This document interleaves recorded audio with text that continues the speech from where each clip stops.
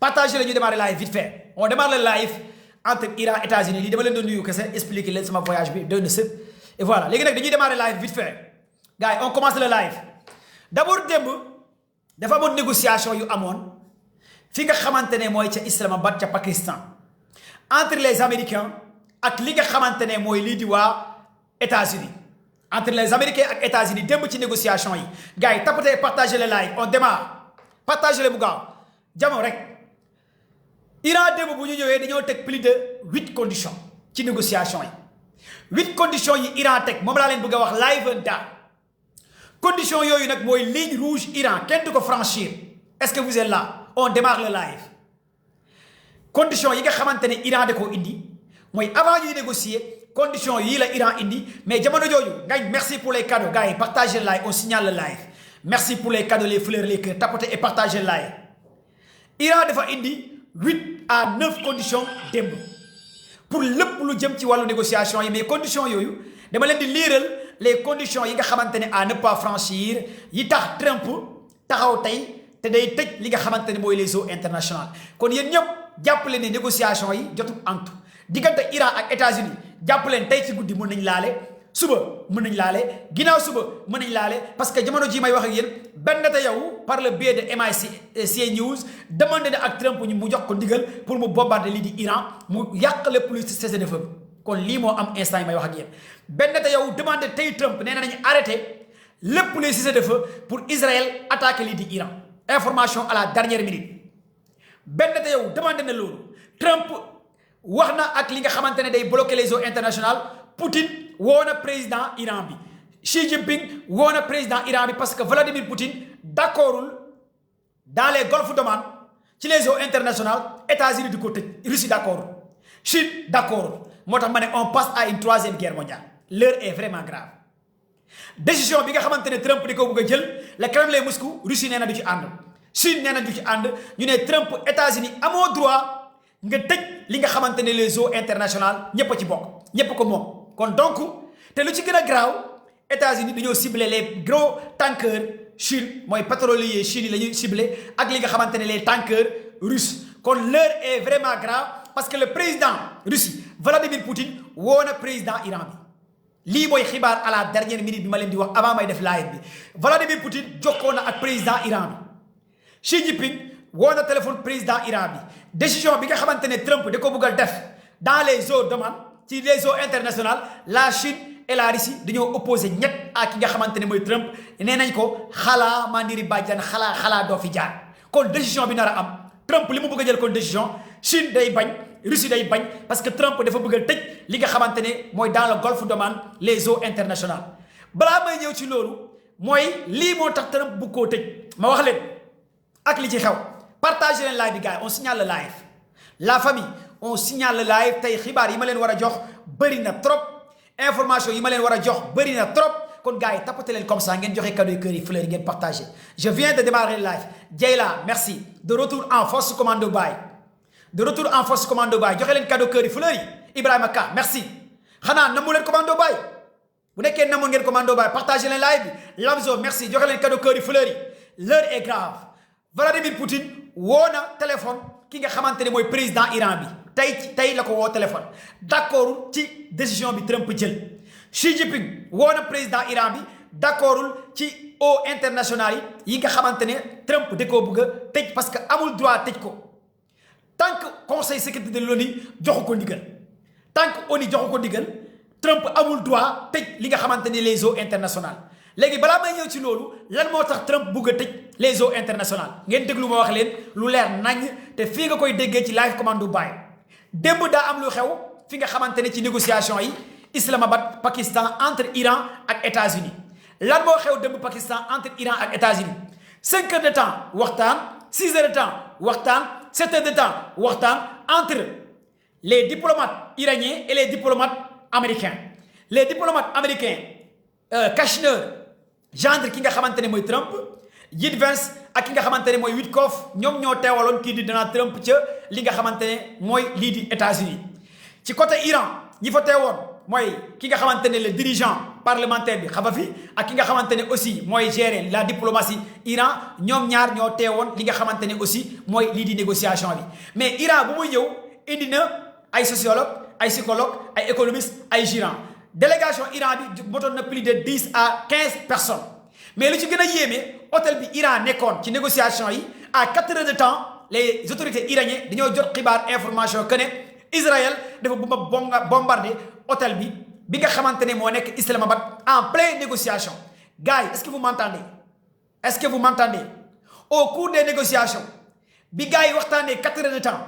Israël dafa bëggoon a bombardé hôtel bi nga xamante ne biir Pakistan fu dirigeant Iran yi nekkoon pour rey leen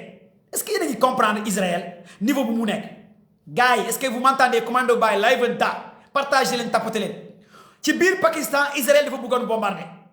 biir Pakistan Israël dafa bëggoon bombardé hôtel bi nga xamante ne président assemblée nationale Iran bi fa la nekkoon xam nga fi ki nga xamante ne mooy ministre des affaires étrangères Iran bi ak plus de 15 autorités Iran fu ñu nekkoon ci hôtel bi en pleine négociation Israël dafa bëggoon bombarder li nga xamante ne mooy hôtel bi rey ses dirigeants en pleine négociation mais li ci gën a yéeme les autorités Pakistan bu ñu jotee xibaar information bi dañoo activer seen doctrine nucléaire bi Pakistan dafa joxe autorisation ñu activer doctrine nucléaire Pakistan bi xam ngeen Pakistan réew la boo xamante ne am na arme nucléaire Pakistanais yi ñoo envoyé message ki nga xamante ne mooy États-Unis envoyé message Israël ne bu Israël bombardé fi nga xamante ne mooy biir Pakistan dina riposter arme nucléaire bombardé li nga xamante ne Israël parce que Israël amul droit bombarder biir Pakistan en pleine négociation tension yi commencé yéeg ñaari médias américains CNews Fox News commencé génne ay xibaar gars yi wax ak ki nga xamante ne mooy Ben Netanyahu Trump wax ak Ben Netanyahu ne ko arrêtel waroo bombarder hôtel bi nga xamante ne foofu la dirigeant ñi nga xamante ne nekk waa Pakistan xamal carrément li nga xamante ne Ben Netanyahu Pakistan du Émirats arabes Pakistan du Arabie Saoudite Pakistan du Qatar am nga droit bombarder ces pays mais bés boo bombarder yow Ben Netanyahu biir Pakistan ñun waa Pakistan dinañ raser li nga xamante ne mooy Israël bu nekkee waa Iran am nañ confiance ñëw fi nga xamante ne mooy Pakistan ñëw Islamabad mais parce que ñun am nañ arme nucléaire comme yow Ben Netanyahu ni nga amee arme nucléaire mais bés boo bombardé biir Pakistan nga rey li nga xamante ne mooy dirigeant ñun dañuy raser lépp lii Israël lii moo nekkoon premier élément ci biir négociation yi amoon na ay tensions yu am doole en même temps est-ce que vous m'entendez pare wu ma ci négociation yi dama leen di wax d'abord li xewoon les heures graves moment yi li amoon ci négociation yi biir Islamabad foofu la amoon hôtel bi nga xamante ne dirigeant iranien yi fa la nekkoon commando bàyyi la de tapoter et partager le live gars yi partager le live on signale le live xam naa namoon ngeen ma lool ana sama mbokku joolaa yi les Jeeju 75 les Saane 75 les Gujaabi 75 ana waa Balingor temps yi moom joolaa yi laa jël de temps yi yéen joolaa yi dama leen jël yéen laa yéeg yéenay samay xarit parce que dem naa Casamance ngeen accueillir ma kon jox leen ma ay cadeau ay kër ay fleur na gaaw partager le live bi ana waa Bois Sacré bi yéenay samay xarit tapoter et partager live kon li ngeen war a comprendre ak li ngeen war a xam mooy que ne démb lii moo nekkoon tension yu amoon ci li xew ci lu amoon fi nga xamante ne mooy Islamabad 4 heures de temps ci la Ben Netanyahu gars yi wax ak moom ne ko carrément bul bombarder lii di hôtel bi en même moment Iran a envoyé 5 avions Iran jot na ko envoyé fi nga xamante ne mooy lii di Pakistan pour sécuriser lépp li nga xamante ne mooy zone bii di dirigeant Iran yi nekk Vladimir Poutine envoyé benn avion boo xamante ne de système de défense GPR avec des drones de renseignement fi nga xamante ne aussi mooy Islamabad pour sécuriser li nga xamante ne mooy dirigeant lii di Iran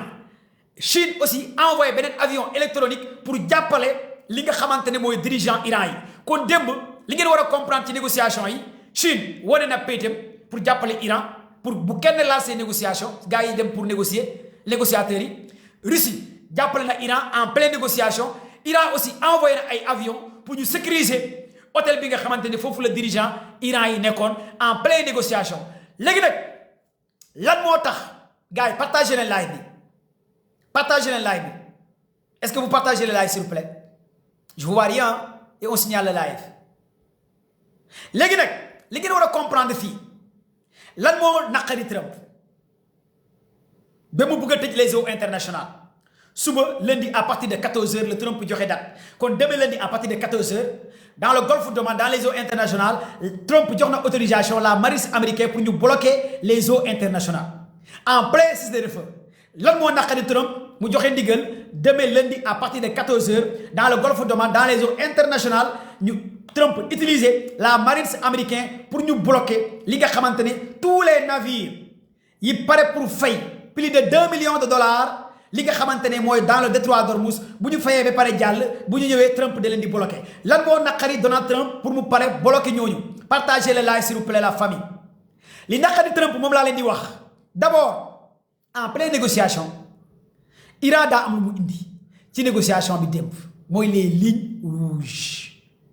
waxal les lignes rouges répète les lignes rouges Iran lii la indi ci négociation bi d'abord liste des conditions des lignes rouges à ne pas franchir yoo xamante ne bokkul ci négociation yi lii la Iran teg ci table bi Iran dafa ne souveraineté complète de la République islamique sur le détroit d'Ormuz mooy détroit d'Ormuz Iran moo koy moom définitivement amul négociation amul dara loolu kenn du ko négocier du partenaire ak États-Unis du ci waxtaan kenn du ci négocier kenn loolu sont des lignes rouges à ne pas franchir lii mooy premier élément parce que Iran moo njëkk a teg condition yi nga xamante ne moom la soxla loolu kenn du ci waxtaan yii point yi Iran ciblé kenn du ci waxtaan ngeen déglu ma wax leen point yi yooyu amul waxtaan maanaam point yoo xamante ne kenn du ci négocier mën nañ négocier ak leneen mais lii amul négocier mooy détroit d'Ormuz Iran nee na kenn du ci négocier ak moom moo ko moom mooy fay moom moo koy gérer beneen bu gën a am doole muy paiement de compensation financière par les Américains et les Européens et les dégâts causés par les bombardements mu ne lépp li nga xamante ne États-Unis ak Israël def nañ ko ci lii di Iran yàq ko Iran nee na du ci négocier États-Unis ak Israël dañ koy fay dañuy fay xaalis bi mu jeex tàkk loolu aussi Iran du ci négocier kon États-Unis ak Israël lépp lu ñu yàq ci Iran dañ koy fay amul négociation kon xam nga waa Iran pare wuñ pour jàmm am d'abord même waa Iran ñoom fu ñu taxaw pare wuñ sax ñoom pour jàmm am diggante ak États-Unis parce que nag lii day wone carrément li escorte wax laa leen di wax rek lu colonel Atti wax laa leen di wax rek lu Jokente wax laa leen di wax rek dafa ne Iran kat il a déjà gagné la guerre ku gagné la guerre mooy teg ay conditions mu ne fii ak 45 ans États-Unis moo doon teg ay conditions mu ne c'est la première fois dans l'histoire des États-Unis de 1917 à l'an 2026 histoire des États-Unis de 1917 à l'an 2026 c'est la première fois un état islamique tegal état américain ay conditions yoo xamante ne c'est jamais vu dans l'histoire te lii américain ñoo ko waxal seen bopp ku mel ni David Palmer un ancien colonel de l'armée américaine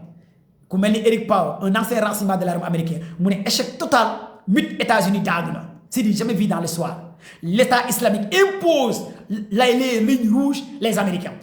ñoo doon imposer lignes rouges léegi Iran mooy imposer lignes rouges kon ça prouve que les Iraniens ont déjà gagné la guerre lii ñëpp wax nañ ko tous les renseignements américains ces professeurs ces investigateurs amul kenn ku taxaw ne carrément Iran gagné wul li mooy deuxième condition bi Iran nee na Toufa merci Khadi merci pour les cadeaux les fleurs les cœurs ñaari conditions yi la waxagum 7 conditions la 8 conditions la 9 conditions la conditions yi may wax mooy ce sont les lignes rouges à ne pas franchir Iran nee na Israël ak États-Unis lépp lu ñu yàq ci Iran dañ koy fay loolu Iran du ci négocier ak kenn détroit d'Ormuz moomeelam lay doon moom képp ku fa jaarati da ngay fay mais beneen condition bi Iran teg mooy la libération complète des avoirs gelés par les Américains non attends mais Iran yi mais waa Iran bëggu jàmm en fait mais waa Iran bëggu jàmm waa Iran nee nañ la libération complète des avoirs gelés par les Américains et les Européens dans toutes les banques européennes américaines concernant Iran maanaam bépp alal xaalis bu réewu européen yi teel Iran américains yi Iran dañ koy delloo Iran nee na du ci négocier mooy troisième élément bi Iran teg bépp alal de 45 ans autant pour moi 45 ans yi nga xamante ne réewu européens yi 45 ans yi nga xamante ne réewu américains yi ñu ngi bloqué alalu Iran kopparu Iran koom-koomu Iran xaalisu Iran nee na dañ ko koy delloo Iran nee na du ci négocier balaa ñu jàll Iran nee na lii du ci négocier États-Unis réewu européen dañ ko koy delloo li mooy troisième point bi Iran teg lii la Iran di paie les lignes rouges à ne pas franchir maanaam fii kenn du ko négocier Iran lii la teg comme condition maa ngi ci troisième condition bi wala troisième condition laa toll wala première condition fan laa toll troisième bi laa toll est-ce que vous m'entendez la famille si maa ngi ci troisième léegi quatrième condition bi Iran tegal gars yi boo xamante ne Iran nee na du ci négocier ak kenn lii moo naqari Trump quatrième condition bi Iran teg ngeen déglu ma wax leen ko Iran nee na le cessez-le-feu complète dans la région maanaam Syrie Liban Gaza Palestine Irak Iran nee na bëggatul gis Israël ak États-Unis di bombarder Yémen Syrie Iran Liban maanaam cessez-le-feu complète cessez-le-feu guerre bi day dàq complète ca Liban ca Yémen ca Palestine ca Gaza waa Palestine yàlla na leen yàlla jàppale moo tax waa Palestine ñu ngi ñaanal waa Iran waa Palestine wala lisim ñu ngi julli di ñaanal waa Iran Iran nee na bëggatul gis Israël di bombarder Palestine wala Liban wala Yémen wala Irak ci région bi loolu aussi Iran nee na du ci négocier ak kenn mooy quatrième condition bi Iran teg mooy cessez-le-feu complète dans la région lii mooy quatrième condition bi Iran teg te Iran nee na loolu moom ce sont des lignes rouges xam ngeen ligne rouge mooy lan bu ligne rouge mooy loo xamante ne doo fa jàll lii moom du ma ko waxtaanee ak yow lii moo ligne rouge am na ay points yu ñuy négocier ay points yoo xam ne kenn du ci négocier léegi dinaa ñuy wax leen yan points la Iran bëgg a négocier ak américain lii point yi may wax mooy point yoo xamante ne kenn du ci négocier ak Iran yi moom amul négociation Aïcha coiffeuse merci ma sœur Aïcha nul ma le grand monsieur le grand professeur de passage maa ngi koy nuyu baax a baax ah lii mooy condition yu Iran teg gars yi tapatee partager le live mooy maa ngi ci quatrième condition bi ah Iran nee na cessez-le-feu complète ci Moyen-Orient ci région bi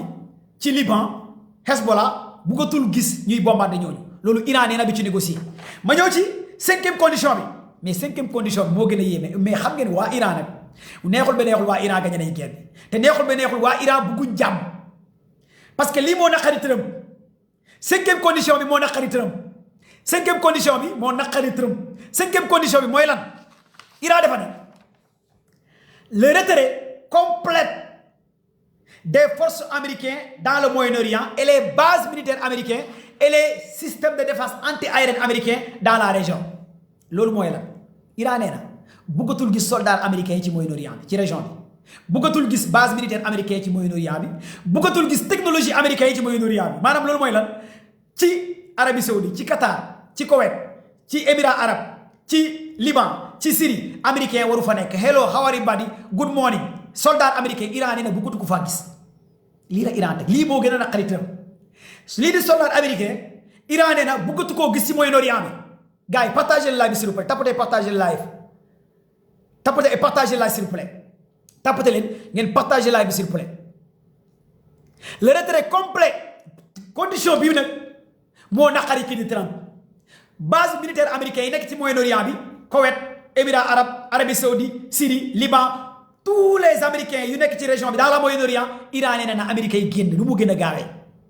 et la technologie ak système de défense anti-aérienne bu américain teg ci Moyen-Orient bi nañ ko génnee ci région bi lii mooy cinquième condition bi Iran teg te Iran nee na lii du ci négocier léegi dinaa leen wax ci lan la Iran bëgg a négocier ak li nga xamante ne du ci négocier lii nag moo jaaxal adduna bi lii moo tax quand j'ai écouté aujourd'hui Escorate nee na condition yu Iran teg dafa mel ni Trump mi doon wax gagné na guerre bi mu ne Trump fan la toll ak ku gagné guerre mu ne nit ku koo gagné est-ce que dina la tegal ay conditions mu ne ko donc mu ne par rapport à ces conditions ça prouve que ne Trump fenkat la kon Ousmane Sonko bu ne Trump day déstabiliser réew mi un ancien agent de la CIA Escorate nee na Trump moo dàq fen ci àdduna bi xanaa lan moo gën a garaaw bu nekkee tey François Hollande nee na Trump dafay fen pour taal àdduna bi lan moo gën a garaaw ci loolu te Sonko waxul ne Trump day fen kon donc gars yi ñiy wax Trump lu gën a bon États-Unis lañ nekk est-ce que xam ngeen loolu ñiy saaga Trump matin midi soir ay américain lañ ñiy saaga Trump matin midi soir ay français lañ kon Sénégal gëm leen yàlla ngeen wóolu yàlla Sonko saagawul Trump Sonko dafa ne déstabiliser kese ngeen di commencé dugg ci bunker yi pour yéen Trump day bombarder Sénégal même Trump bu bombarder Sénégal ngeen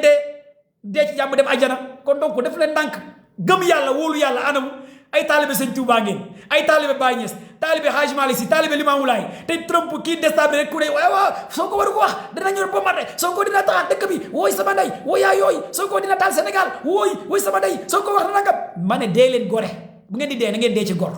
bu ngeen di dee sax gore leen bu ngeen dund ba pare du ngeen gore ngeen ne du ngeen dee ngeen teg ko fan bombardé woon Sénégal après c'est pas la fin du monde ñi war a dee ñooy dee ñi war a dund ñooy dund ñi dee Iran Syrie Gaza dañoo gën lan moo tax sénégalais bëgg a kaa bëgg a dund bëgg a alal te bëggul dee pour lan nga bëgg a dem àjjana te doo dee ku bëgg a dem àjjana foog nga dee nag mais booy dee goreel nag beneen condition bi nga xamante ne aussi sa waay teg na ko mooy lan gars yi partagé leen live bi ban condition laa nekk ak fan laa toll ak fan laa toll 4e condition laa toll woon wala 5e condition ban condition laa toll woon maa ngi ñëw pare gu 5e condition 5e condition bi mooy retrait complet des soldats américains dans le Moyen-Orient lii la Iran teg mooy condition yi Iran bi ci négocier ak kenn 6e condition bi Iran nee na non attends non Iran les Iraniens sont forts en matière de négociation kon gars yi doon wax Iran war ta négocier mais parce que xamu leen ñan ñooy Iran parce que xamu leen Iranien yi parce que dëggantaan xamu leen Iranien yi en fait mais su ngeen xamoon Iranien yi le président du parlement il est habitué xabafi à des négociations très extrêmes te loolu rek la ñu ay ci négociation ki nga xamante ne mooy la diplomatie Iran ils sont très puissants en négociation Iran nee na levé de toutes les sanctions plus de 40 ans yi nga xamante ne pays européens ak ONU da koo teg ci kaw Iran Iran nee na sanction yooyu day tëb plus de 40 ans yu ONU ak Union européenne teg ci kaw Iran nee na sanction yooyu day dëj te Iran nee na du ci négocier mooy 6e condition yi nga xamante ne Iran teg na ko lépp luy sanction loo xamante ne organisation des nations unies teg na ko ci kaw li nga xamante ne mooy Iran organisation des nations unies ONU teg na ko ci kaw li nga xamante ne mooy Iran gars yi tapotez partagez le live s'il vous plaît vous êtes 5000 personnes sur le live lépp luy sanction loo xamante ne ONU teg na ko ci kaw Iran Union européenne teg na ko ci kaw Iran États-Unis teg na ko ci kaw Iran nee na sanction yooyu day tëb nu mu gën a gaawee te du ci négocier merci pour les fleurs les cadeaux les cœurs gars yi jox leen cadeau cœur yi fleurs yi on signale le live s'il vous plaît 5 minutes ngeen joxe cadeau cœur fleurs ngeen partage live bi Allemagne merci les grands donateurs gisuma leen Allemagne merci pour les cadeaux Astou merci Cheikh merci joxe leen cadeau cœur yi fleurs yi parce que on signale le live vous êtes 5000 personnes sur le live merci partagez joxe leen tapoter leen ngeen partage live bi monsieur Guèye merci madame Guèye merci ci cadeau yi cœur yi fleurs yi joxe leen cadeau yi cœur yi fleurs yi pour sécuriser le live et tapotez bien et partagez live Touba Optimique merci ñi abonné gul ngeen abonné Toufa merci grand donateur donatrice yi merci gars yi joxe leen cadeau cœur yi fleurs yi pour sécuriser le live dafa war a gaaw Babacar merci Babacar dese naa ñaata condition 3 moo des te 3 yi des moo gën a dangereux yi Iran teg condition il balance en donnant des informations et puis il balance pour vous donner des informations concernant la géopolitique et la géostratégie partagez le live s'il vous plaît mu gaaw tapotez partagez le live léegi 7e condition yi mooy Iran dafa ne annulation de toutes les sanctions envers Iran merci Sare merci Diamarek par les Nations Unies lépp luy sanction yoo xamante ne États-Unis ONU teg na ko ci kaw Iran ci wàllu det ci wàllu alal ci wàllu koom-koom Iran nee na dañuy annuler lépp luy ces sanctions beneen bi mooy bépp sanction bu agence internationale de l'énergie atomique IAEA teg ci kaw Iran nee na sanction yooyu nañ ko annuler ci kawam lii mooy condition yi nga xamante ne Iran teg na ko beneen bi mooy reconnaissance des droits de l'Iran ci l'enrichissement uranium bi Iran day continuer di enrichir uranium bi pour mën a am lii di arme nucléaire gars est-ce que yéen a comprendre fii Iran nee na uranium bi nga xamante ne yor na ko di ko enrichir lii nag moo gën a métti Trump arme nucléaire lay wax Iran nee na am na droit di enrichir arme nucléaire uranium bi mais loolu du ci négocier beneen bu gën a yéeme bi Iran teg mooy les missiles balistiques porteurs ogives nucléaires Iran nee na ces missiles balistiques amul dara lu muy négocier par rapport à ces missiles balistiques lii la Iran teg ci kaw table bi ci waxtaan bi nga xamante ne amoon na démb Islamabad lii la Iran teg bi Iran tegee lii nag ci kaw table bi ci la benn Netanyahu ne Trump jox ma ndigal ma bombardé gars yi ci hôtel bi lii moo indi woon coow li parce que lii la Iran tegoon ne lii kenn du ci négocier ak moom lii mooy première condition les lignes rouges à ne pas franchir lii nag Iran dafa ne di ci négocier lii ngeen war a comprendre Iran ne du négocier ci lii léegi nag question bi ma leen di laaj mooy kon Iran lan la war a négocier yan condition la Iran war a négocier léegi question bi ma leen laaj yéen léegi yan condition la Iran teg pour négocier yi parce que li ma leen wax nii Iran parewul pour négocier ci sont des conditions à ne pas franchir mooy lan premier élément mooy souveraineté complète détroit d'Ormuz Iran du ci négocier moo ko moom moo ko fay ñaareel bi mooy paiement des composants financiers taxes yépp ak alal ak koppor Iran du ci négocier lépp lu ko gars yi amal dañ ko koy fay beneen mooy la libération complète des bases des avions militaires dans le Moyen-Orient base militaire américaine dañu koy tëj Iran du ci négocier le cessez-le-feu complet dans la région Liban Gaza Palestine Arabie Saoudite tous ces alliés ak Irak États-Unis day arrêté di bombarder les alliés ak base militaire américaine day quitté uranium bi du ci négocier détroit d'Ormuz du ci négocier sanctions yi ko gars yi teg du ci négocier tous ces éléments Iran nee na nekkul loo xamante ne da ciy waxtaan ça ce sont des conditions à ne pas franchir on appelle ça des lignes rouges à ne pas franchir loolu c'est hyper important pour ngeen xam ko et c'est très important pour ngeen xam ko sont les éléments les conditions yi nga xamante ne Iran teg na ko à ne pas négocier lii c'est hyper important pour ngeen am ci comme information léegi nag lii moo naqari kii di Trump bi lii wàccee nag ci la gars yi wax ak ki nga xamante ni Trump dans l'urgence JD Vance envoyé Trump li nga xamante ne mooy information ne ko carrément condition yi la Iran teg ligne rouge bii la Iran teg lii la gars yi teg mais États-Unis ñoom d'accord nañ lépp luy alal lu xaalis lu ñu yoreel Iran dañu koy jox Iran américains yi d'accord nañ plus de 40 ans lu ñu bloqué compte banque Iran États-Unis pare na pour delloo ko Iran plus de 40 ans lépp lu réewu européen yoreel Iran alal xaalis pare nañ pour delloo ko Iran plus de 40 ans bépp sanction bu ONU teg ci kaw Iran américains yi ak européens yi pare nañ pour delloo ko Iran concernant constitution bi nga xamante ne pour defaraat Iran européens yi ak américains yi ñoom pare nañ pour jàppale Iran tabaxaat Iran lépp lu ñu fa yàq ñoom pare nañ pour tabaxaat li nga xamante ne moom Iran kon américains yi d'accord nañ ci condition yii ma limal leen muy tabaxaat Iran pare nañ pour jox Iran xaalis ak européens yi tabaxaat Iran construire Iran pare nañ ci débloquer les sanctions plus de 40 ans pare nañ ci lever toutes les sanctions pare nañ ci mais xanaa dëgg-dëgg koo gañe nag koo gañe doo ko tabaxaat réew nit boo xamante ne gañe nga ko ba pare doo demaat di tabaxaat yow di ko joxaat alal di débloquer plus de 40 ans ay sanctions kon États-Unis d'accord nañ léegi nag fan la problème bi nekk mooy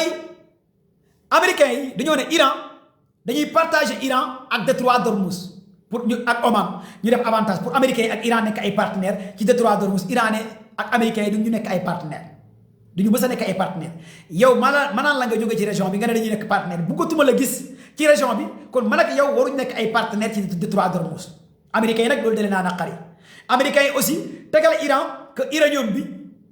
da ngay bàyyi enrichissement bi ak li nga xamante ne mooy missile balistique yi Iran ne bàyyiwul uranium bi bàyyiwul enrichissement bi bàyyiwul missile balistique yi bàyyiwul détroit d'Ormuz lépp ci moomeelam lay doon kon lii moo tax démb gars yi juboowuñ ci négociation yi kon démb gars yi juboowuñ ci négociation bi kon lii moo waral démb gars yi juboowuñ léegi nag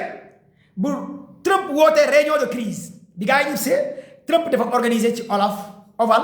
mooy Maison Blanche réunion de crise wax ak gars yi éventuel lan la ñu war a def pour génn ci lii pour parce que Iran dafa bëgg a humilier li nga xamante ne mooy américain yi y a un sénateur américain bu tudd Jimmy y a un sénateur américain bu tudd Jimmy ak ki nga xamante ne aussi mooy Wicks ak Stéphane ay sénateur américain rek lan la ñuy wax ñu ne les Iraniens ont humilié les Américains à travers le monde ñaari sénateur américain ñoo wax loolu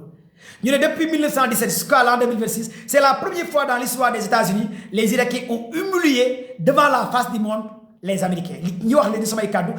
ay sénateur américain ñu waxaat ne Trump wane na carrément États-Unis nekkatuñ puissance américaine maanaam Trump dindi na mit États-Unis maanaam lu taxoon gars yi ragal États-Unis yëpp Trump dindi na ko maanaam Trump xaawi na sutura américain yi Trump woon na ne ñun américains yi xamuñ dara mënuñ dara te ñaari sénateurs yi ñoo ko wax ñu ne Trump yàq na lépp lu nit ñi ragale woon États-Unis léegi kenn ragalatul États-Unis à travers le président Donald Trump kon ñan ñoo gën a xas Trump ñan ñoo gën a saaga Trump ce sont les Américains parce que mythe bi États-Unis amoon grande puissance technologie kon Trump xawi na lépp ñu ñëwaat ne bu ñu demee ba Iran ñaari sénateur américain kenn ki Stéphane la kenn ki Jimmy ñu ne bu ñu demee ba Iran teg 9 conditions c'est la première fois dans l'histoire des Américains un pays islamique di tegal États-Unis des lignes rouges ñaari sénateur américain ñoo ko wax Scott Ratt nee na c'est la première fois dans l'histoire des Américains un pays musulman benn réewu jullit taxaw jàkkaarloog une puissance nucléaire plus de 5000 ogives nucléaires États-Unis détiennent plus de 5000 ogives nucléaires Russie détiennent plus de 6000 ogives nucléaires benn réew bu am 5000 ogives nucléaires am des gros bombes GBI am plus de 1000 bases militaires am plus d'une centaine d'aviation un pays islamique Iran imposé ko des lignes rouges à ne pas franchir là c'est du jamais vu dans l'histoire Scott Ratt un ancien agent de la CIA ñu ne par rapport à ces conditions yi nga xamante ne Iran teg na ko mu ne donc disons tous Iran a déjà gagné la guerre mu ne nañ jox Iran couronne bi na États-Unis nangu suppléé wu nangu ne Iran gagné na guerre mu ne Iran condition yi mu tegal États-Unis tegal adduna bi kon disons tous que Iran a déjà gagné la guerre kon Trump da doon bluff bi mu naan yàq na installation yi yàq na nangam Scott Ratt nee na Trump da doon fen mu ne Trump durant tout son mandat fen kese la fi nekkee woon du samay kaddu nag kaddu Scott Ratt la Stéphane ak Jimmy nee na Trump durant tout son mandat lépp lu mu tuité ay fen la musul wax dëgg parce que bu nekkoon wax na dëgg kon tey du ñaan waa Iran benn leneen li gën a yéeme li nga xamante ne Joe Kent wax na ko l'ancien directeur bi nga xamante ni moo démissionné d'après bu négociation yi amee démb la ko Joe Kent wax mooy cellule antiterroriste mu ne nee na lii yëpp waxoon naa ko Trump mu ne lii moo tax ma démissionné directeur cellule antiterroriste bi États-Unis Joe Kent liggéey plus de 10 ans envoyé spécial en Syrie mu ne tous ces éléments waxoon na Trump bul attaquer Iran waxoon na Esther bul attaquer Iran Trump dàq na plus de 12 généraux Trump dàq na leen fukki général ak ñaar tous ces généraux ñoom dañoo waxoon Trump bul attaquer Iran mu dàq leen ne leen amu leen fit ñemewu leen parce que généraux yooyu dañoo waxoon Trump ci armée de l'air mënuloo Iran armée de l'air armée de terre mënuloo Iran technologie mënuloo Iran fexeel nga négocier ak Iran mais bul attaquer Iran généraux yi lii la ñuy waxoon ci rapport bi ki nga xamante ne mooy Donald Trump dàq leen par le biais de son ministre de la défense yéen ñëpp xam ngeen Peter mooy le secrétaire de la défense américain Peter moo leen dàq le secrétaire de la défense américain dàq plus de 12 généraux parce que généraux yooyu dañoo xamal carrément Trump bu nekkee da ngaa utiliser aviation armée de l'air mënoo gagner Iran parce que Iran dina bombarder sa avion yëpp opération de sauvetage bi am barke démb pour Iran sauver ñaari pilote Iran ñàkk na ci ñeenti avion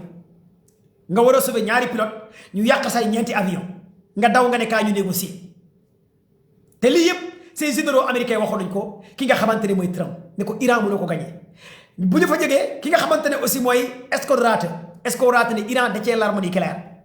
léegi dama leen di wax ban arme nucléaire la Scott Ratt wax lan la Iran yor lu gën a garaaw lu gën a yéeme professeur Mahamani nee na Iran détient l'arme nucléaire professeur Jim nee na Iran détient l'arme nucléaire Douglas nee na Iran détient l'arme nucléaire léegi dama leen di wax ban arme nucléaire la Iran détenir moom la gars yi wax ñu ne Iran détient l'arme nucléaire le détroit d'Ormuz c'est l'arme nucléaire de l'Iran détroit d'Ormuz arme nucléaire Iran la 20% économique adduna bi fa lay jaar Iran mii ne détroit d'Ormuz te détroit d'Ormuz est-ce que laata ne l'arme nucléaire le plus puissant c'est le détroit d'Ormuz alors que les Américains détiennent plus de 5000 ogives nucléaires Iran détient l'économique mondiale le détroit d'Ormuz mu ne ñee safara la ñu yor kii alalu adduna bi la téye mu ne l'arme nucléaire le plus puissant que l'Iran détient mooy le détroit d'Ormuz mooy est-ce que raatu nit professeur Mahamani nee na Iran détient l'arme nucléaire parce que Iran détient le détroit d'Ormuz ki nga xamante ne aussi le directeur Joe Kent nee na Iran détient l'arme nucléaire parce que Iran détient le détroit d'Ormuz 20% économique mondial bi fa lay jaar kon ku ko mën a téye boo fay jaar nga fay alal nga fay ay koppar fay ay millions kooku il détient li nga xamante ne mooy arme nucléaire lii moo tax kii di Trump ne fii moo gën a am solo ci live bi lii moo tax kii di Trump ne dina tëj li nga xamante ne les Jeux internationaux à partir de lundi 14h Trump joxe na ndigal ne dina tëj li nga xamante ne les Jeux internationaux à partir de lundi 14h lii moo tax Trump wax ko dina tëj les eaux internationales à partir de ce lundi 14h te li ngeen war a comprendre les eaux internationales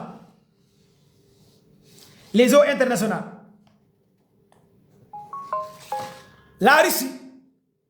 Poutine dafa ne Trump boo tëjee les eaux internationales da ngaa déclarer acte de guerre envers le monde entier kon États-Unis et Russie les Kremlin Moscou a réagi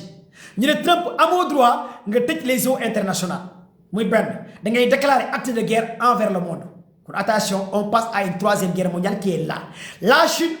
ñu ne Trump amoo droit nga tëj les eaux internationales parce que loolu acte de guerre bi ngay posé kon xam ngeen ne guerre bi kon nekkatul diggante Iran ak États-Unis kon guerre bi léegi mu ngi dem envers la Chine ak les États-Unis envers la Russie envers les États-Unis ñoom dugg nañ ci guerre bi la Russie xamal na carrément kii di Trump yow da ngaa dof xanaa wala da ngaa kannasu ki nga xamante ne mooy Dimitri Medvedev nee na Trump xanaa da ngaa dof wala da ngaa kannasu mais amoo droit nga tëj li nga xamante ne les eaux internationales fexeel nga gérer sa cas bi ak Iran nga d'accord ci li la Iran tegal nga négocier ak ñoom mais les eaux internationales amoo droit nga tëj ko bés boo laalee benn bateau russe nga taal ko ci les eaux internationales yow États-Unis tu vas le regretter Ramza Kadyrov moo tweeté wax ak ki nga xamante ne mooy président américain bi ne ko bés boo taalee benn tanker benn pétrolier russe bu bàyyeekoo fi nga xamante ne mooy détroit d'Ormuz maris américain taal ko kon jàpp leen ne que dugg ngeen ci loo xamante ne c'est fini pour les États-Unis d'Amérique kon l'heure est vraiment grave les heures qui viennent la Russie wax na ak ki nga xamante ne mooy Trump ne ko amoo droit nga tëj les eaux internationales boo ko defee la Chine nee na ko da ngay déclarer li nga xamante ne mooy acte de guerre gars yi partagez le live s'il vous plaît kon mbir mi nekkatul diggante États-Unis léegi ak Iran mbir mi nekkatul diggante États-Unis ak Iran tapotez et partagez le live s'il vous plaît gars yi tapotez leen ngeen partagez live s'il vous plaît tapotez leen ngeen partagez live s'il vous plaît mbir mi nekkatul diggante États-Unis ak lii di Iran léegi mbir mi fan la jëm mooy léegi Iran am nañu koy jàppale parce que démb ak tey le service britannique MI6 ngeen déglu ma wax leen barki démb ak tey le service britannique MI6 le service américain NIC le service américain CIA tous ces trois types de services de renseignement ak le Mossad Israël ñu ne y a plus de dizaines d'avions cargo yu bàyyi ko Chine yépp ay matériel dem fi nga xamante ne mooy Iran jamono ji Iran mu ngi préparé deuxième attaque de guerre envers États-Unis ak lii di Israël kon la Russie et la Chine dugg nañ carrément ci guerre bi pour jàppale lii di Iran parce que Trump day dof lu te dofut lii la gars yi commencé jàngat ci guerre bi gars yi dañoo pare instant yi parce que Trump ñu ne dafa déclarer guerre envers les BRICS lii mooy problème Trump fu mu ne dafa déclarer les guerres envers les BRICS te ku xam BRICS yi xam ne la Chine la Russie ñoom ñooy les grands géants de ces BRICS ay Chine ay Russie Afrique du Sud ay Brésil kon Trump bu naree tëj li nga xamante ne les eaux internationales kon day defar déclarer guerre envers les BRICS loolu moo tax le service de renseignement britannique MI6 le service de renseignement américain NIC ak CIA ak Mossad ñoom nee nañ am nañ information que ne y a une dizaine d'avions cargo yu bàyyeekoo Chine di dem fi nga xamante ne mooy Iran avion yooyu ay bombe la yëpp ay arme la yëpp ay système de défense anti-aérien la yëpp kon la Chine dafa jël ay arme ak ay ngànnaay ay lépp jagleel ko li nga xamante ne mooy Iran pour bu ñu waree jàll ci beneen guerre envers les Américains ñaareel bi ñoom nee nañ aussi y a des avions de ravitailleurs yi nga xamante ne aussi russe dem nañ fi nga xamante ne mooy lii di Iran kon la Chine et la Russie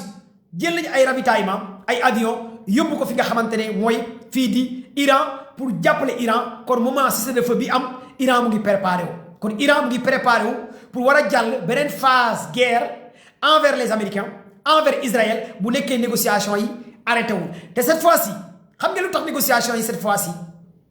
forcément Russie day dugg ci guerre bi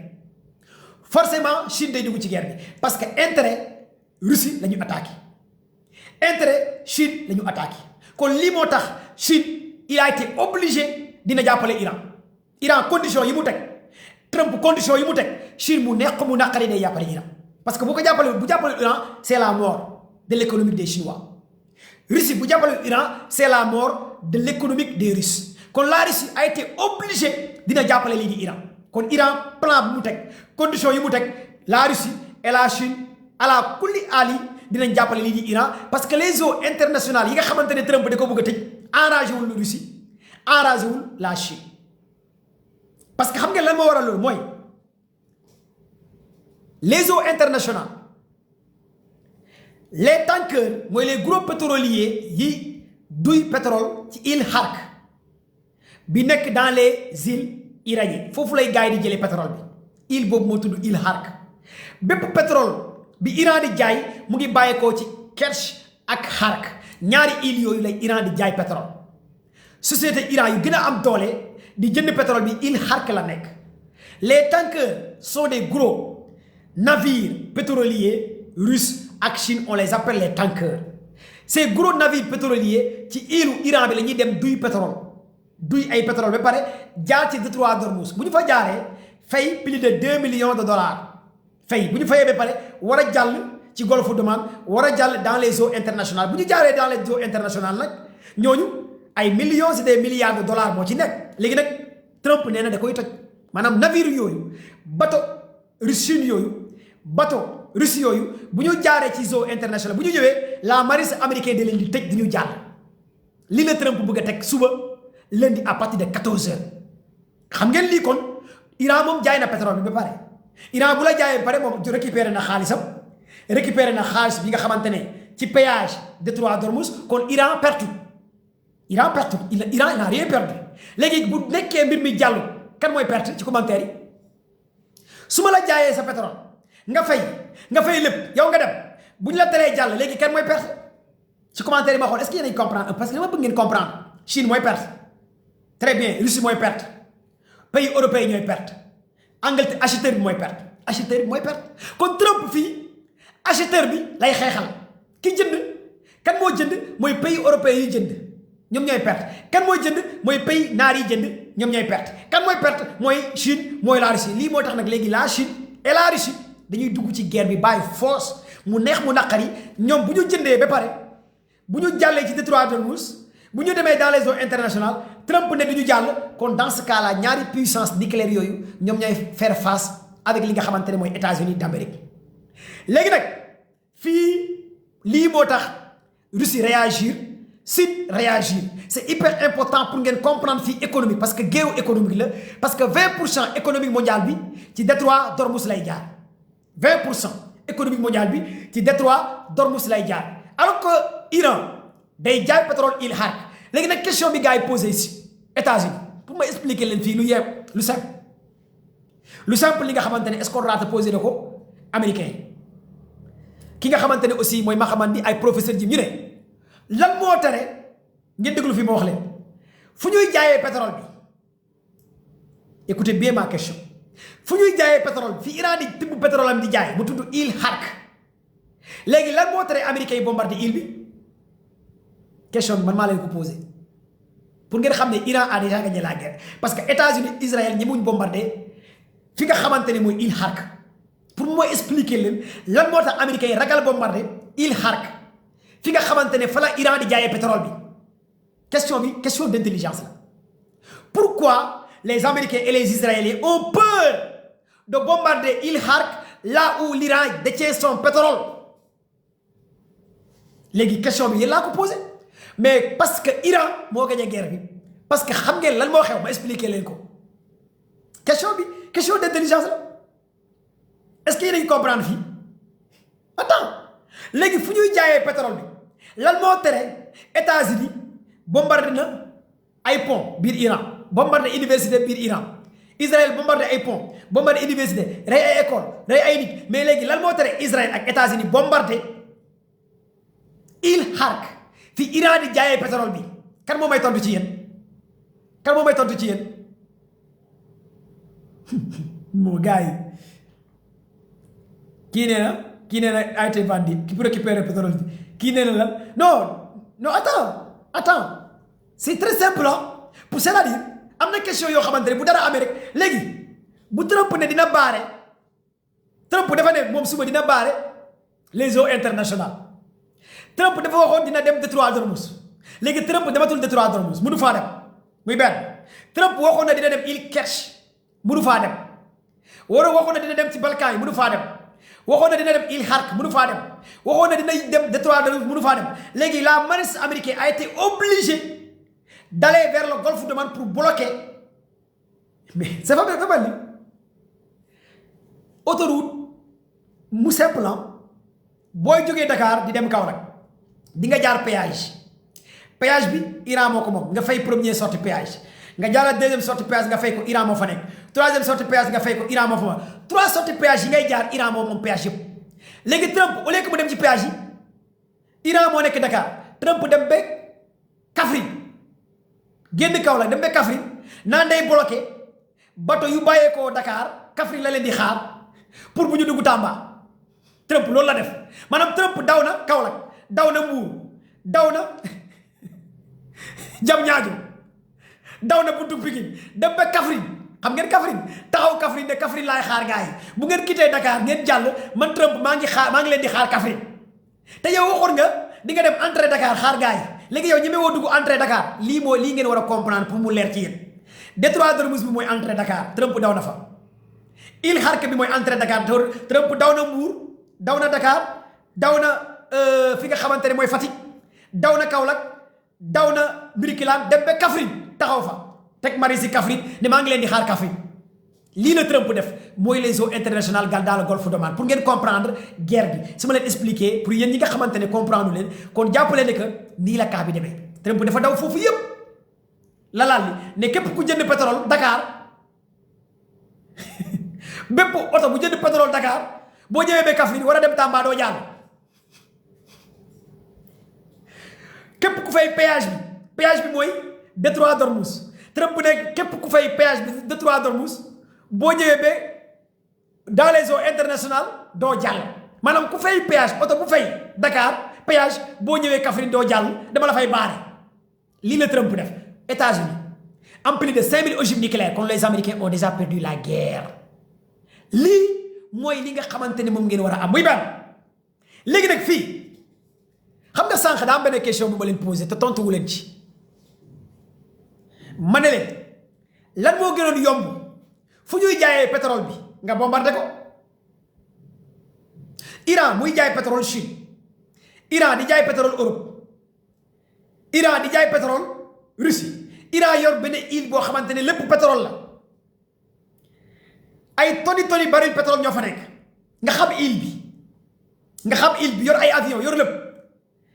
yow nga dem bay bombardé bi mais lan moo tere américain Israël bombardé île bi fu ñu jaayee pétrole Iran bi xanaa du loolu moo gën a yomb mais parce que xam ngeen lan moo xew Arabie Saoudite dama leen di expliquer fii la géopolitique pour ngeen xam àddina bi nan la bindoo Arabie Saoudite Houthi nekk ci Yémen ñoo géré détroit Bab el-Mandeb waa Yémen ñoo ko géré xam nga temps yëpp waa Yémen dugg ci guerre bi waa Yémen nii lañ def toog di xaar tous les câbles sous-marins yi nga xamante ne ñoo jaar ci détroit Bab el-Mandeb les sous-marins Iran ñu ngi toog di xaar pour dagg câble sous-marin yi bés bu Iran États-Unis bombardé île bi câble sous-marin yëpp Houthi nekk ca Yémen dañ koy dagg ak lii di Iran maanaam dans toute l'Europe ak Asie ak Arabie Saoudite seen banque yëpp ay taxaw amul transaction xaalis amul nangam amul internet amul connexion lépp Iran da koy taxawal lii la Iran teg ay conditions bés boo bombardé île Khark en moins de 1 heure de temps arrêt total lay doon lépp luy banque ci Moyen-Orient Arabie Saoudite Émirats arabes Qatar tous les câbles sous-marins man Iran dama koy dagg yi traversé fi nga xamante ne mooy Bab el-Mandeb tous les sous-marins Iran taxaw nañ parce que dañoo filmer ay images wane câble yi ak seen sous-marins yi wan image yi États-Unis wan image yi les pays arabes wan image yi gars yi ne leen ñu ngi nii toog di xaar ndigal la ñuy xaar ñun waa Iran ndigal bu ngeen laalee suñu île Khark bi dañuy dagg lépp luy câble sous-marin yi kon ñun waa Iran ndigal kese la ñuy xaar yéen États-Unis bombardé leen île bi rek lii moo tax Trump ne du laal île Khark Israël du ko laal lii moo tax les pays émirats arabes ñuy ñaan Trump ne ko bul bombardé île Khark bi bu ko mës a bombardé bés boo ko bombardé Iran dina dagg câble yi kon Émirats arabes Dubaï Arabie Saoudite kenn dootul defati transaction xaalis connexion internet du fa amati léppay taxaw économique seen technologie léppay def arrêt lii moo tax gars yi ñi mu ñoo attaqué il hark muy premier élément bi ñaareelu élément bi mooy Iran moo tax Iran non les Iraniens sont forts en matière de guerre gars yi partagez les live s'il vous plaît xam naa namoon ngeen commando bàyyi xam naa namoon ngeen ma lool mais partagez les live s'il vous plaît sama mbokku joolaay ana ngeen waa Casamance ah waa Balingor ana Jeeju 75 yi Mané 75 yi Jaata 75 yi ah ana ngeen temps yi joolaa yéen laa diw bër bi de parce que dama dem Casamance ngeen accueillir ma ngeen gàtte ma kon partagé leen live bi joolaa yi temps yi yéen laa jël de joolaa yi yéen laa diw bër bi la richesse Casamance léegi fii nag li ngeen fi war a comprendre mooy beneen message mooy waa Yémen 3 fois laa wax waa Yémen yéen ñëpp xamoon ngeen guerre Arabie Saoudite ak waa Yémen nu mu mujjee waa Yémen dañoo ne bés bu États-Unis ak Israël bombardé il hark bi nga xamante ne foofu la Iran am pétrole am Yémen dina envahir Arabie Saoudite pour récupérer Arabie Saoudite lii mooy nar a am dina tëj détroit Bab el-Mandeb kenn du jàllati dagg câble yi envahir directement Arabie Saoudite parce que boobu ba léegi Yémen bombardé gul Arabie Saoudite loolu kese lay xaar lii moo tax les Saoudiens waa Émirats arabes ni Trump il hark bi bu ko laal économique Iran bu ko laal lii moo tax gars yi tere Trump aussi xam na ne bu ko laalee c'est la fin lii moo tax Israël lu ñuy doflu ñi mu ñoo laal fi nga xamante ne mooy il hark lii moo tax américains yi lu ñuy doflu ñi mu laal fi nga xamante ne il hark kon lii ngeen war a comprendre en grosso modo li tax Iran a déjà gagné la guerre kon donc fii li ngeen fi war a jàngat aussi ngeen war ko comprendre fen yi Trump yàgg a fen américain yi mooy Trump bu ñu demee ba le groupe MAGA bi fal Trump dem ba di démissionné carrément